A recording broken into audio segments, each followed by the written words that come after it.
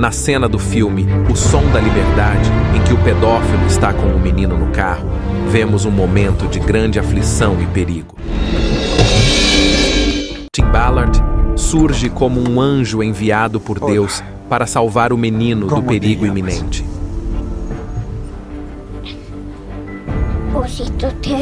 No entanto, nesse momento de desespero, vemos a intervenção providencial de Deus. Não, esse é o nome, não. Tu nome de verdade. O menino, vulnerável e em perigo, Experimenta um alívio profundo ao ser resgatado de um mal terrível.